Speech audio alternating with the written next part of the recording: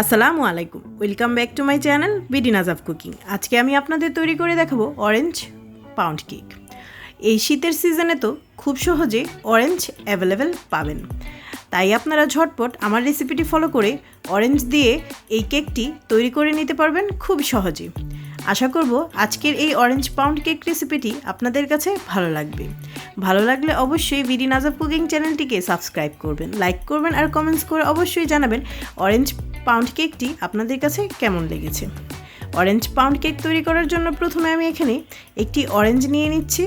কেকের মধ্যে অরেঞ্জের ফ্লেভার আনার জন্য অরেঞ্জের ছোলকাটাকে এইভাবে করে কুচি কুচি করে একটু কেটে নিলাম। তারপর একটি বোল নিয়ে নিচ্ছি, বোলের মধ্যে নিয়ে নেব একটি ডিম। ডিমটা অবশ্যই রুম টেম্পারেচারে থাকা হতে হবে। তারপর এর মধ্যে দিয়ে দেব 1/3 কাপ পরিমাণ সয়াবিন তেল। আপনারা চাইলে বাটার দিয়েও তৈরি করতে পারেন। তারপর দিয়ে দিচ্ছি 1/3 কাপ পরিমাণ অরেঞ্জ জুস। এটা বাইরের কোনো কেনা জুস না, 2টি অরেঞ্জকে আমি হাত দিয়ে ভালোভাবে চটকে নিয়ে জুস বের করে নিয়েছি, সেই জুসটাই 1/3 কাপ পরিমাণ হয়েছে। তারপর এর মধ্যে দিয়ে দিচ্ছি 1/3 কাপ পরিমাণ চিনি।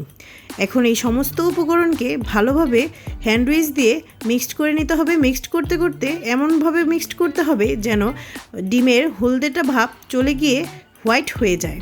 তারপর অরেঞ্জের ছোলকাগুলো যে কেটে রেখেছিলাম সেগুলো এর মধ্যে মিক্সড করে দিচ্ছি। ভালোভাবে মিক্সড করা হয়ে গেলে এখন একটি চালনির মাধ্যমে 1 কাপ পরিমাণ ময়দা দিয়ে দিব।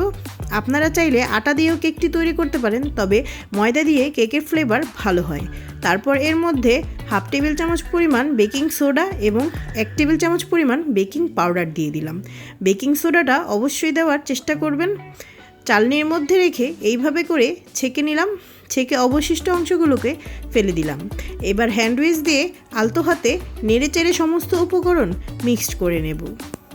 ভালোভাবে আলতো হাতে মিক্সড করতে হবে, বেশি জোরে জোরে নাড়াচাড়া করা যাবে না, তাহলে কিন্তু কেকটা বেশি ফ্লাপি হবে না।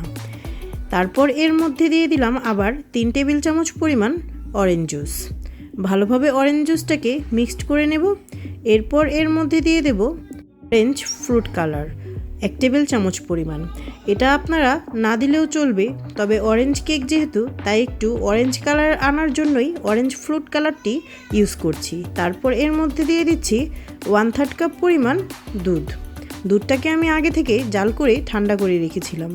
ভালোভাবে সমস্ত উপকরণ মিক্সড করে নেব। দেখুন আমার মিক্সড করা হয়ে গেছে, আর এর টেক্সচারটা কতটুকু ঘনত্ব হয়েছে দেখেই তো আপনারা বুঝতে পারছেন। তেমন একটি পাতলাও না, আবার অনেকটা মোটাও না।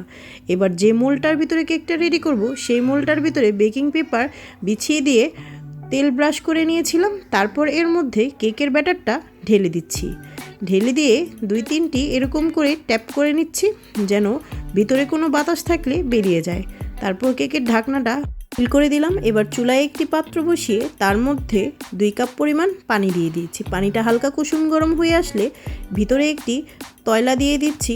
তয়লাটা দেওয়ার কারণে কেকের মোলটা বেশি নাড়াচাড়া করবে না এবং ভালোভাবে কেকটা ভাপে তৈরি হবে। তারপর কেকের মোলটা বসিয়ে দিয়ে ঢাকনা দিয়ে ঢেকে 30 মিনিটের মতো অপেক্ষা করব। আর প্রথম অবস্থায় চুলার ফ্লেমটা একেবারে বাড়িয়ে দিয়েছিলাম। তারপর 2-3 মিনিট পর থেকেই চুলাটা একেবারে লো করে দিয়ে 30 মিনিটের মতো অপেক্ষা করেছিলাম। 30 মিনিট আমার হয়ে গেছে। এখন আমি ঢাকনা খুলছি। প্রতিটা স্টেপ ফলো করলে পারফেক্টভাবে আপনারা এই অরেঞ্জ পাউন্ড কেকটি ঝটপট বাসায় তৈরি করে নিতে পারবেন। এখন আমি ঢাকনা খুলে দেখাচ্ছি কেকটা হয়েছে কিনা। একটি কাঠির সাহায্যে কেকের মধ্যে ঢুকিয়ে দেখছি কেকের ভিতরটা এখনও পারফেক্টভাবে হয়েছে কিনা। কাঠিটা যেহেতু ফ্রেশ বেরিয়েছে তার মানে আমার কেকটা একেবারে পারফেক্টভাবে হয়ে গেছে।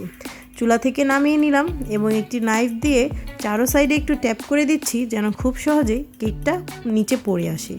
যে পাত্রের মধ্যে কেকটি ঢালবো সেই পাত্রটা বসিয়ে দিয়ে উল্টো করে কেকটাকে ঢেলে নিলাম। এবার তেল ব্রাশ করে যে বেকিং পেপারটা বসিয়েছিলাম সেটা তুলে নিচ্ছি। দেখুন কত ইজিভাবে উঠে এসেছে, আর কেকটা কতটা পারফেক্ট হয়েছে দেখেই আপনারা বুঝতে পারছেন। উল্টো করে দিলাম এখন কেকটা। দেখতে যতটা সুন্দর লাগছে কেকটা খেতেও কিন্তু খুবই টেস্ট হয়েছে। আমার রেসিপিটি ফলো করে পারফেক্টভাবে এই অরেঞ্জ ফ্লেভারের কেকটি আপনারাও ঝটপট তৈরি করে নিতে পারবেন। কেকটা কতটা ফ্লাপি হয়েছে দেখেই তো আপনারা বুঝতে পারছেন। একেবারে পারফেক্ট পাউন্ড কেক হয়েছে। আপনাদের জন্য কেকটি কেটে দেখাচ্ছি কেকের ভিতরের অবস্থাটা কীরকম হয়েছে। দেখতেই পাচ্ছেন খুব সহজে কেকটি কেটে নেওয়া গিয়েছে এবং কতটা সফট আর স্পঞ্জি হয়েছে দেখেই আপনারা বুঝতে পারছেন। আমার কেকটি কিন্তু এখনও গরম থাকায় অবস্থায় কাটছি, তারপরেও কিন্তু কেকটি ভেঙে যায়নি। কতটা সফট এবং স্পঞ্জি হয়েছে তা তো দেখেই বুঝতে পারছেন।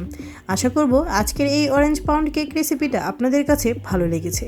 ভালো লাগলে অবশ্যই বিডি নাজাব কুকিং চ্যানেলটিকে সাবস্ক্রাইব করে আমার পাশে থাকবেন, লাইক করবেন আর কমেন্টস করে অবশ্যই জানাবেন কেমন হলো এই অরেঞ্জ ফ্লেভারের পাউন্ড কেকটি। কতটা ইয়ামি লাগছে দেখেই আপনারা বুঝতে পারছেন। খুবই সফট স্পঞ্জি। না তৈরি করলে তো বিশ্বাসই করতে পারবেন না অল্প কিছু উপকরণ আর একটি মাত্র ডিম দিয়ে চুলায় এতটা পারফেক্টভাবে ঝটপট তৈরি করে নেওয়া যায় অরেঞ্জ পাউন্ড কেক। একটি পিস হাতে নিয়ে দেখাচ্ছি কেকটা কতটা সফট আর স্পঞ্জি হয়েছে। দেখুন কতটা পারফেক্ট হয়েছে দেখেই আপনারা বুঝতে পারছেন। কেকটাকে ভেঙেও দেখাচ্ছি, দেখুন কতটা পারফেক্ট হয়েছে কেকটা। এর ভিতরের অংশটি কিন্তু একেবারে পারফেক্ট, খেতে কিন্তু একেবারে অরেঞ্জ ফ্লেভারের স্বাদ। তাই যারা অরেঞ্জ পছন্দ করেন তাদের জন্য এই কেকটি কিন্তু একেবারে পারফেক্ট রেসিপি। আজকের মতো বিদায় নিচ্ছি, আল্লাহ হাফেজ।